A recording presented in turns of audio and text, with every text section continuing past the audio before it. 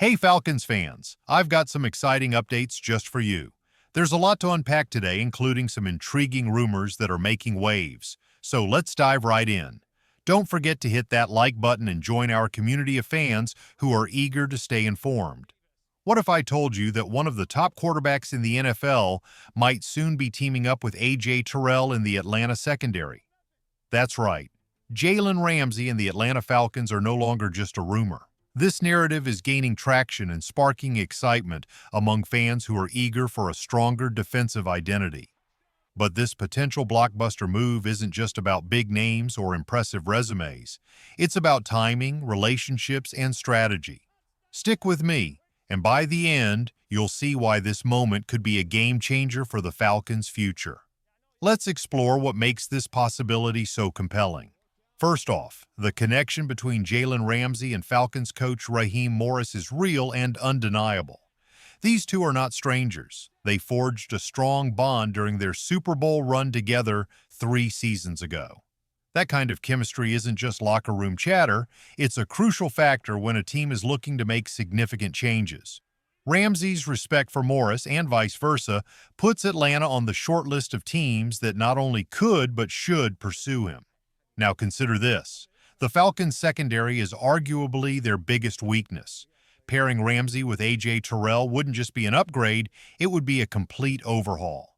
A duo like that would instantly shift the dynamics of every game. Suddenly, quarterbacks would think twice before throwing, and passing lanes that were once wide open would become much more challenging. This would give the pass rush a little extra time to make plays, and in a defense that has struggled as much as Atlanta's has, that extra margin is invaluable. However, we can't ignore the elephant in the room, the contract. Ramsey is signed through 2028, and as he ages, concerns about his performance will inevitably arise. His price tag is steep, and Atlanta's current offseason moves don't exactly scream win now.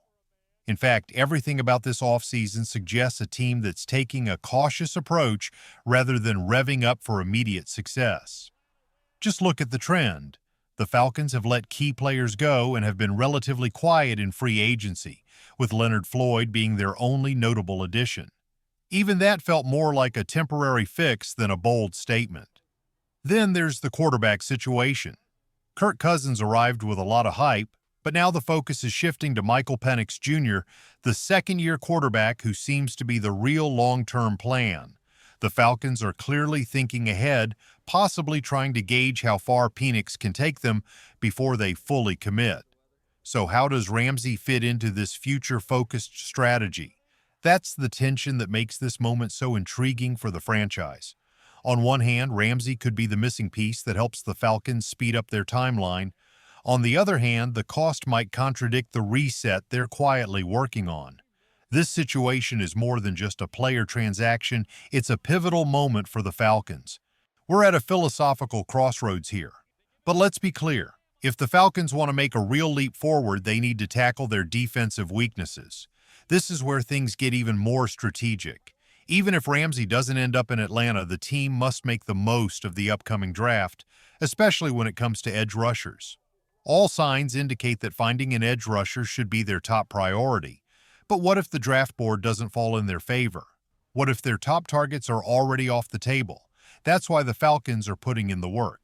We've got insider information on their latest pre-draft visits, and it's evident that the front office is exploring multiple defensive options.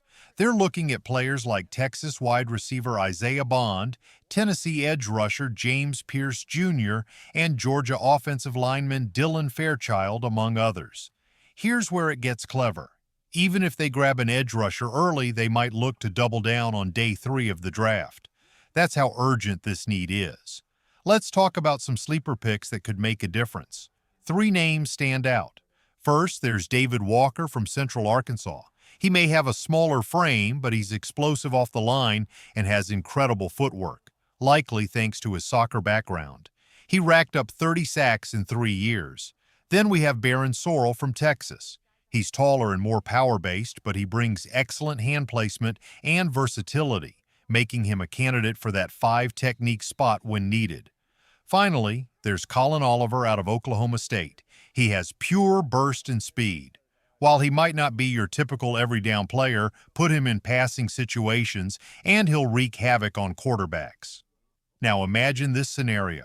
The Falcons draft an edge rusher early, like Mike Green from Marshall, as projected by Mel Kiper, and then add a lockdown cornerback like Benjamin Morrison from Notre Dame in the second round. Morrison would have been a first-round pick if not for a hip injury last season, and he had a 69.9% completion rate against the Falcons last year. He could help fix that issue instantly. Suddenly, you see a blueprint coming together. Maybe Ramsey isn't the only way to transform the secondary after all. However, if Raheem Morris is looking for that leadership, that edge, and that physical presence to energize the locker room, then Ramsey makes a lot of sense. You can't overlook the bond between player and coach, especially when you're trying to build a winning culture. So, here's the question for you, the fans. Do you think the Falcons should go all in on Jalen Ramsey despite the contract risks? Or is it smarter to focus on the draft and continue building for the long term? Leave your thoughts in the comments. The buzz around Jalen Ramsey is certainly captivating, but there's so much more to consider. This is just the tip of the iceberg. The broader context reveals that the Falcons are at a crucial turning point where every decision carries significant weight. For a fan base that has been craving identity, relevance, and postseason consistency, what happens next could either propel the Falcons to new heights or keep them stuck in a rebuilding phase for a few more years. Let's break down what we've seen from the front office and coaching staff so far. Atlanta has been methodical and at times almost too quiet. This silence has spoken volumes. While other teams have splurged in free agency, the Falcons have mostly kept their wallets closed, making only one notable signing, veteran pass rusher Leonard Floyd. Let's be honest. Floyd is a smart addition, but he's not the kind of player that screams Super Bowl window. He's more of a stabilizer, a veteran presence in the locker room who can mentor younger edge talents, but he's not someone you build a defense around. This brings us back to the draft, which is crucial for Atlanta, especially on the defensive side of the ball.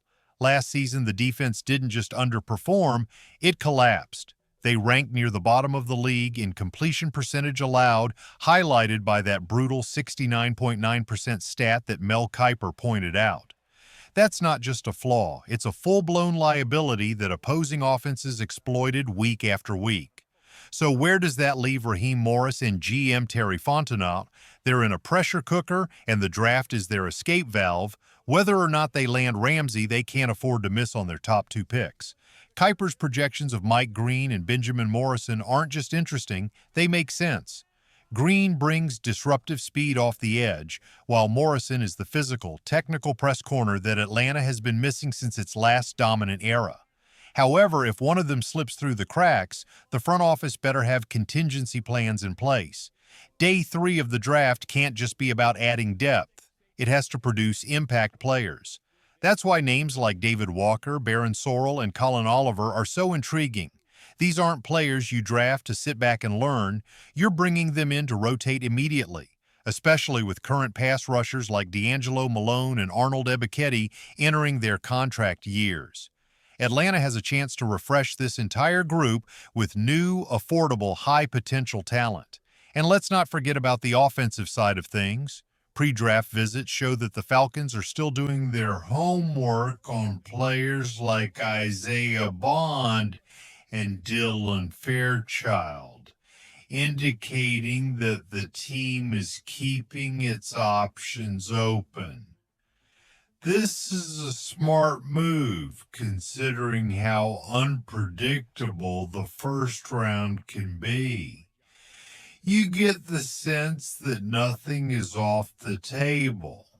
They could go for an edge rusher early, or they might surprise us with a wide receiver or lineman.